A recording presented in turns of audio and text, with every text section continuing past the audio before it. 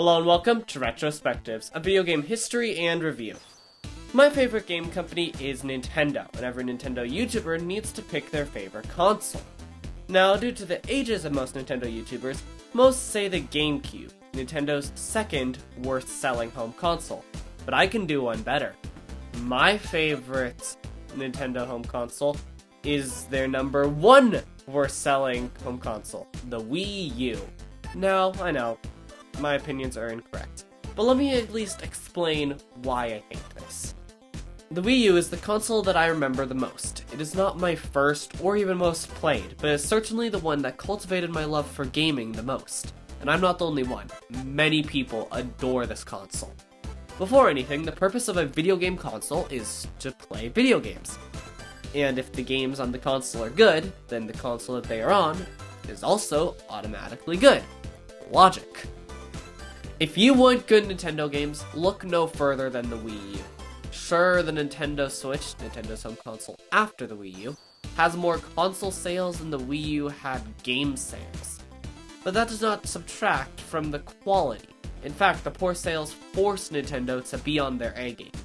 Mario Kart 8, Super Mario 3D World, New Super Mario Bros. U, Super Smash Bros. For Wii U, Splatoon, Super Mario Maker, Xenoblade Chronicles X, Donkey Kong Country Tropical Freeze, Captain Toad Treasure Tracker, Yoshi's Woolly World, and more were all released on the Wii U and were so good that they were either ported or got a sequel on the Nintendo Switch.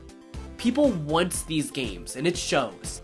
Mario Kart 8 Deluxe, which is the best-selling Switch game as of this recording, is a ported Wii U game. Sure, the Wii U has some garbage titles like Mario Tennis Ultra Smash and Animal Crossing Amiibos Festival, but the Switch has Room in the Night Sky. The Wii U also had a swan song for the ages, my second favorite game of all time, Legend of Zelda Breath of the Wild. One of the best games of all time across every field. Nintendo's juggernaut, showing that they are just as capable of releasing a huge AAA game as their competitors. This game was developed as a Wii U exclusive, and Nintendo put it on the Switch since they would be ready simultaneously and required very little work to port. Another critical thing to remember about the games is that almost every Nintendo franchise was present. The only major exception I can think of was Metroid. Besides that, every Nintendo series you love was represented on this console with some truly unique games. When you see Mario, you know it'll be quality, and it's the same for all other Nintendo franchises. Many of these unique games came from the gamepad, the Wii U's significant innovation. Holding this thing was lovely. It just fits in your hands, and all the buttons are right where they need to be. It had an insanely good and sturdy touchscreen that worked with both fingers and a stylus. This allowed many new types of games to work on the console, such as Super Mario Maker and Captain Toad Treasure Tracker, as well as new modes and interactability, like in New Super Mario Bros. For Wii U and Splatoon. Another great use of the gamepad was in the upgraded channels from the Wii, such as the Mii Maker and Wii Shop.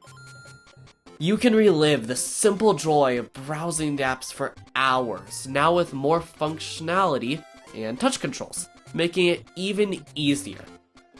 I remember spending many hours with my family making Miis of friends, celebrities, or just anything we could think of, really. Another thing that the Wii U excelled at was party games. The best one being a minigame collection relying on pre-existing franchises, Nintendo Land. This game is one of the most underrated games Nintendo has ever released. Everyone talks about Chibi Robo, but no one even mentions Nintendo Land. It was a collection of a few short games, each based on a different Nintendo franchise. There were 3 co-op games based on The Legend of Zelda, Metroid, and Pikmin, and 3 competitive games based on Super Mario, Luigi's Mansion, and Animal Crossing. We also had a handful of single-player games that weren't that good. Anyway, Nintendo Land is my favorite Nintendo tech demo game, the best use of the gamepad, and my favorite party game of all time. I still play it sometimes if people come over, or if me and my siblings are just feeling bored. Something else that the Wii U improved upon from the Wii was the Virtual Console. They expanded the selection to include even more games, from the NES to the DS and Wii, with some odd ones mixed in, like the TurboGrafx 16, making the Wii U a one-stop Nintendo console, an actual virtual console. They even added some lost contents, like the e-reader levels to Super Mario Advance 4. Only like 3 of you understand what I just said. You could play the entirety of Nintendo's history with one console and relive all old memories. Finally, the Wii U was the friend to indie developers, small teams of a few people making budget games. They had cross-platforms like Shovel Knight, Terraria, Super Meat Boy, and exclusives like Rumbo and Minecraft Wii U Edition. They also took some chances with third-party exclusives, like Sonic Lost World, Wonderful 101, Rayman Legends. Now only the first one of those is still exclusive, but, you know, it was exclusive. This showed the world that Nintendo was out to help the little guy, and it shows thanks to the abundance of indie games on the Switch. Hopefully I've convinced you that the Wii U was an amazing system that was definitely worth owning. Sadly, the eShop is being taken down very soon, completely killing the console for good. But the games and the memories will always be with us.